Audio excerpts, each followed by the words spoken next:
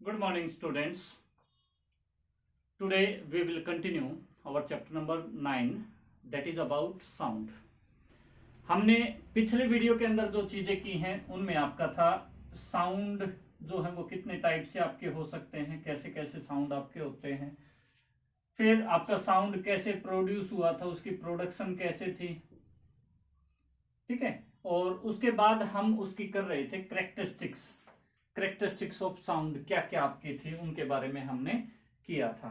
तो अभी हम उसी चीज को कंटिन्यू करेंगे। उससे पहले हम एक बार उसको क्या करेंगे, दोबारा से उस चीज को पढ़ेंगे। उसमें था आपका कैरेक्टरिस्टिक्स ऑफ साउंड।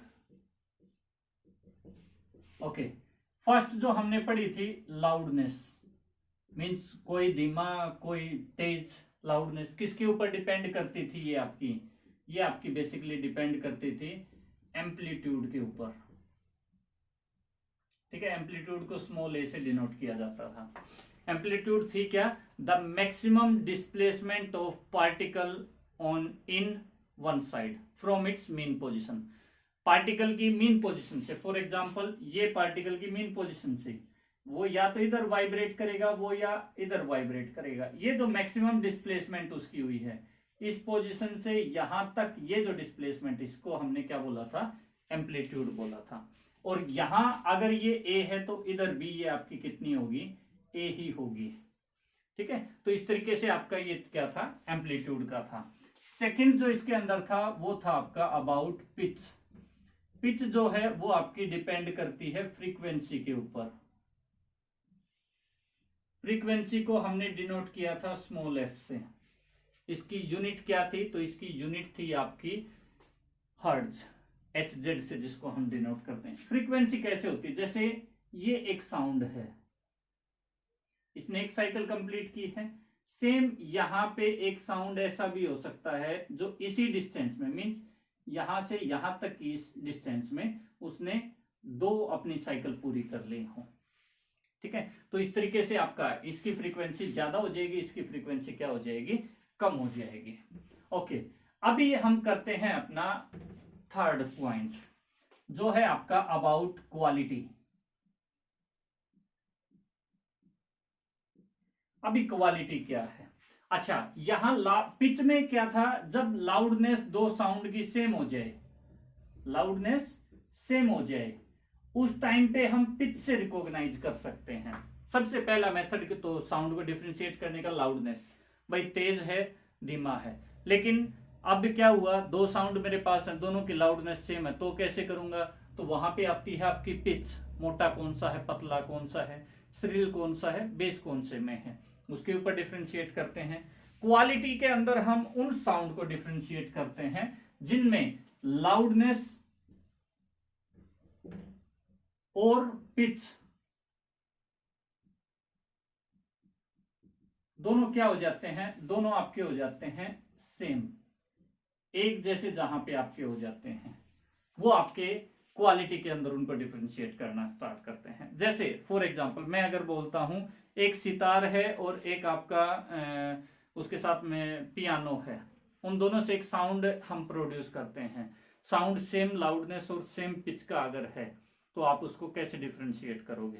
तो हम उसको क्वालिटी के थ्रू डिफरेंशिएट करना स्टार्ट करेंगे। अभी ये जरूरी नहीं है कि जो साउंड आपका प्रोड्यूस हुआ है उसकी फ्रीक्वेंसी सेम होगी, एक ही जैसी फ्रीक्वेंसी उनकी रहेगी। नहीं, उनकी फ्रीक्वेंसी जो है वो स्टार्टिंग में हो सकता है सेम हो, लेकिन आगे उनकी फ्रीक्वेंसी के अंदर आपको क्या मिलेगा? डिफरेंस मिलेगा। फॉर एग्जाम्पल गिटार है, गिटार से मैंने कोई नोट अपना प्रिपेयर किया है साउंड के रिगार्डिंग में, तो उसमें एक ही फ्रीक्वेंसी थोड़े ना होती है, नहीं, उसमें अलग अलग फ्रीक्वेंसीज होती हैं। और जो स्टार्टिंग फ्रीक्वेंसी होती है, स्टार्टिंग फ्रीक्वेंसी जो होती है वो आपकी एफ हो सकती है, और ये आपकी कैसे रहेगी? ये आपके मतलब मींस मल्टीप्लाई में, एफ के मल्टीप्लाई में आपके आगे की फ्रीक्वेंसी जो है वो आपकी प्रिपेयर की जाती हैं। तो जो स्टार्टिंग होती है उसको तो हम बोलते हैं फंडामेंटल,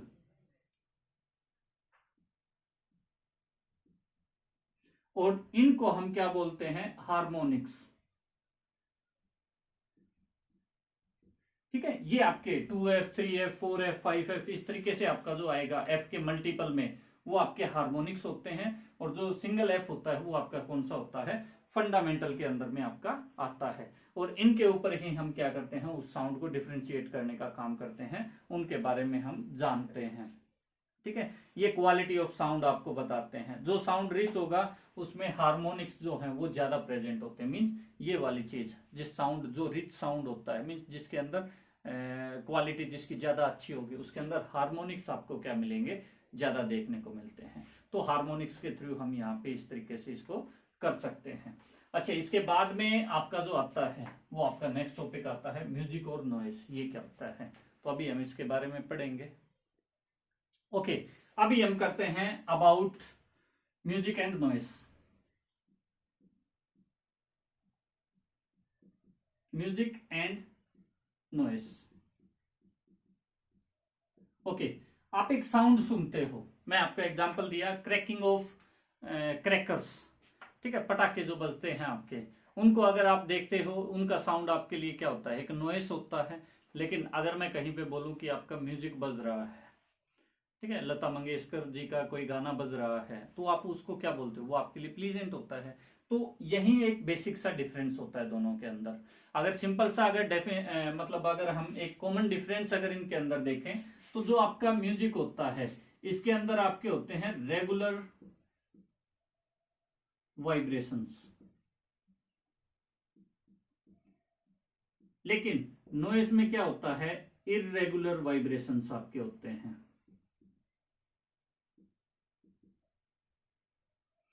अगर आपसे एक सीधा सा डिफरेंस अगर पूछा जाए तो आप बोल सकते हो music is formed by regular vibrations, ठीक है, ऑफ स्ट्रिंग, या फिर जो भी आपका आपने इंस्ट्रूमेंट लिया है उसका रेगुलर जो भी है मेम्ब्रेन है, उसके अंदर एयर कॉलम है, स्ट्रिंग है उसके अंदर, तो उनसे जो, और नॉइस इरेगुलर वाइब्रेशंस के थ्रू जो आपका प्रोड्यूस होता है। म्यूजिक में जो ये रेगुलर वाइब्रेशंस होते हैं, इनकी फ्रीक्वेंसी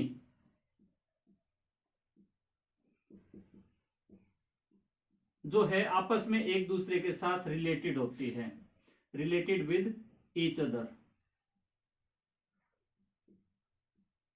ठीक है, जबकि इरेगुलर वाइब्रेशंस के अंदर ऐसा कुछ नहीं होता। ठीक है, इसमें आपको कई बार अगर आप मान लो नॉइज वगैरह प्रोड्यूस कर रहे हो, या फिर आप अगर हम बात करें आप उस फ्रीक्वेंसी को मेंटेन नहीं कर पा रहे हो, मान लिया आप गाना गा रहे हो, या फिर कई बार आपने सुना होगा कई लोग गाते हैं गाना लेकिन उनकी आवाज उतनी अच्छी नहीं होती जितनी जो अच्छे अच्छे सिंगर्स हैं उनकी हैं। तो वो क्या है, वो अपनी फ्रीक्वेंसी, आपस में जो फ्रीक्वेंसी है उसको मैच नहीं कर पा रहे हैं, और इसी वजह से उनका साउंड जो है वो नॉइस में कन्वर्ट हो गया म्यूजिक होने के बजाय। ठीक है, अब जहां पे फ्रीक्वेंसी मैच नहीं होती फिर हम उसको क्या बोलते हैं, की ऑफ बोल सकते हैं, या फिर बेसुरा बोल देते हैं हम उसको। तो ये आपका होता है किसके ऊपर डिपेंड, फ्रीक्वेंसीज के साथ में रिलेशंस के रिगार्डिंग। अगर म्यूजिक की अगर मैं बात करूं तो म्यूजिक में आपकी जो रिलेशन है, इंडियन म्यूजिक में अगर आप देखते हो तो ये आपकी होती है सा रे गा मा पा धा नी, फिर से वो स्टार्ट हो जाती है सा से ही। ठीक है, और अगर वेस्टर्न म्यूजिक को अगर आप सुनते हो तो इसमें आता है डो रे, एक मिनट में देख लेता हूं इस चीज को, तो ये आपका है डो रे मी फा।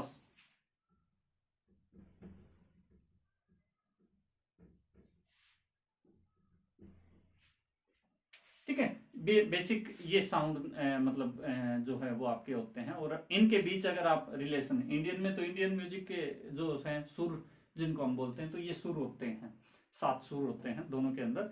तो इनके अंदर अगर आप रिलेशन बना सकते हो तो आपका जो साउंड आपने प्रोड्यूस किया वो आपका म्यूजिक है, अदरवाइज आपका नॉइस है और आपको बेसुरा बोला जाता है। तो इस तरीके से आपका साउंड जो है वो म्यूजिक और नॉइस के बीच में डिफ्रेंशिएट होता है। अभी अपना नॉइस के अंदर अपना आता है, नॉइस जो है वो प्रोड्यूस तो होती है लेकिन वो इम्पैक्ट क्या डालती है हमारे ह्यूमन बीइंग के ऊपर, एनिमल्स के ऊपर, उसके बारे में हम बात करेंगे। अभी थे हम नॉइज जो है वो इम्पैक्ट क्या क्या डाल सकती है, तो उसका एक मेन इम्पैक्ट जो है वो आपका है नॉइज पोल्यूशन के बारे में। ठीक है, हम सब ने बात किया नॉइज के बारे में। नॉइज जो है वो काफ़ी तरीके के डिस्टरबेंस आपकी डेली लाइफ में लेके आ सकती है। जैसे वो आपकी लाइफ को स्ट्रेसफुल बना सकती है, एनेक्सिटी हो सकती है आपको, मीन्स चिंता वगैरह होना, सोने में आपको परेशानी होना, तो ये सारी प्रॉब्लम आपको वहाँ से हो सकती हैं। ये आपकी साउंड की वजह से आपको होने वाली जो प्रॉब्लम है उनके अंदर में आपकी आती है। अच्छा, जो नॉइज जो आपकी होती है, नॉइज अकेले की अगर मैं बात करूं तो ये आपकी लिंक्ड होती है लाउडनेस से। ठीक है, लाउडनेस मीन्स जिसमें ज्यादा तेज साउंड होता है, जैसे पार्टी वगैरह के अंदर रात को डीजे वगैरह लेट तक और मतलब काफी तेज साउंड के अंदर अगर बजाया जा रहा हो, मंदिर में भी अगर मान लो आरती वगैरह हो रही है, वो भी काफी तेज साउंड के साथ और काफी देर तक अगर बजाई जाती हैं, तो वो भी आपका एक नॉइज पोल्यूशन आपका फैला रहा है, नॉइज आपकी वो हो गई है। ठीक है, तो ये इम्पैक्ट आपका क्या क्या डालेगी, तो नॉइज जो है ये आपके कानों आपको अनप्लीजेंट तो लगेंगे ही, लेकिन इसके साथ साथ ये आपकी हियरिंग प्रॉब्लम्स जो हैं आपको वो हो सकती हैं। ठीक है, मीन्स आप बहरे हो सकते हो नॉइज पोल्यूशन की वजह से। अगर इसके अंदर अगर हम आगे बात करें तो नॉइज जो है आपकी, जैसे इसको नॉइज जो है उसको लाउडनेस को मेजर करने के लिए, लाउडनेस जो है इसको मेजर करते हैं हम एक यूनिट के अंदर, जिसको हम बोलते हैं डेसिबल। डेसिबल को डिनोट किया जाता है, ये नोटेशन अच्छे से आप याद कर लीजिएगा। ठीक है, कई बच्चे इसमें मिस्टेक करेंगे अदरवाइज। डी स्मॉल है, बी आपका कैपिटल है, ये क्या है, डेसिबल को सिंबल है ये डेसिबल का, और इसको हम रिप्रेजेंट मतलब डेसिबल यूनिट किसकी होती है, तो लाउडनेस की यूनिट होती है। अब अगर मैं बात करूं किसी साउंड की जो 140 डीबी टू 140 टू 150 डीबी तक का है, ठीक है, जिसमें आपका मेनली आता है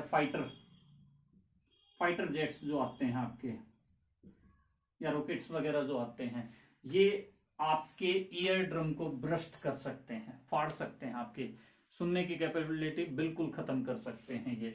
अब अगर मैं बात करूं 110 से 120 तक, तो ये साउंड जो है ये भी आपके कानों के लिए काफी ज्यादा नुकसानदायक हो सकता है।